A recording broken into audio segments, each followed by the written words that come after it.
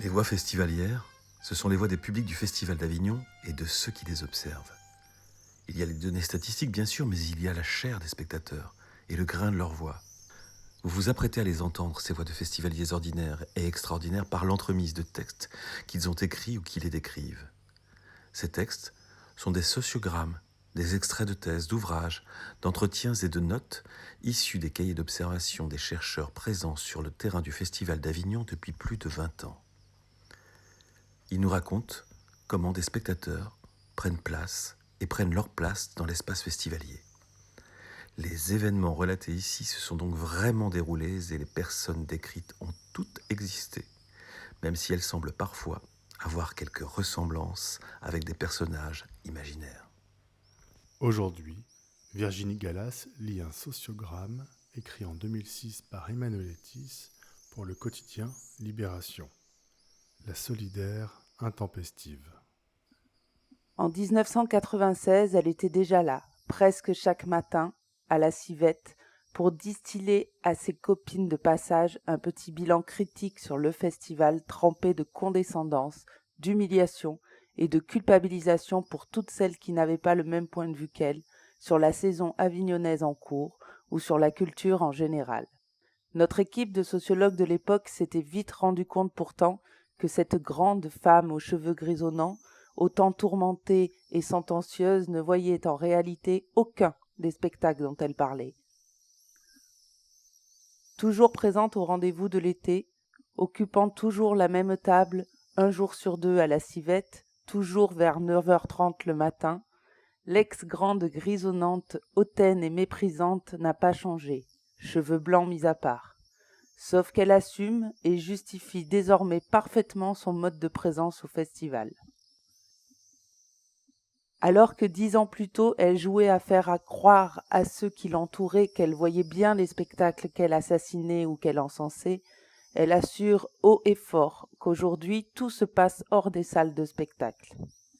Je pense que faire le festival, c'est surtout ne jamais voir de spectacle, car les spectacles, on peut les voir ailleurs.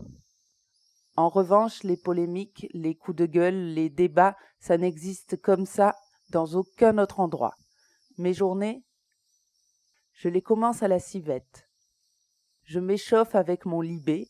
J'essaie ensuite de récupérer un Figaro pour les critiques d'Armel Elliot que j'adore, et c'est parti. Je file écouter ce qui se passe à la maison Jean Villard, participe à tous les théâtres des idées du IN, entre partout où il y a des débats. J'adore les débats, surtout les débats où ça saigne. C'est ça le vrai spectacle d'Avignon. Notre ex-grande grisonnante n'hésite jamais à prendre elle-même la parole lorsqu'elle sent qu'il suffit de souffler sur quelques belles braises pour réenflammer une polémique un peu poussive. Ses saisons préférées du festival ? 2005 évidemment. Je me suis délectée de voir enfin sur la défensive les archambaudriers, comme je les appelle, sans méchanceté, n'est-ce pas, juste pour voir ce qu'ils avaient dans les tripes.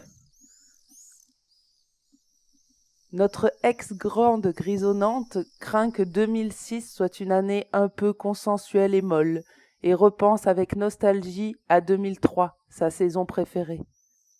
Une vraie montée de suspense qui se termine en apothéose par l'annulation du IN, historique.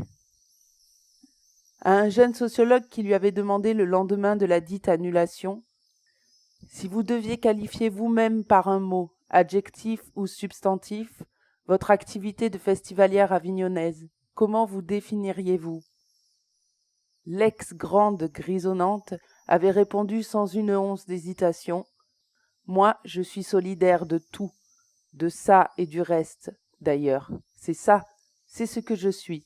Je suis une solidaire, et je le resterai. »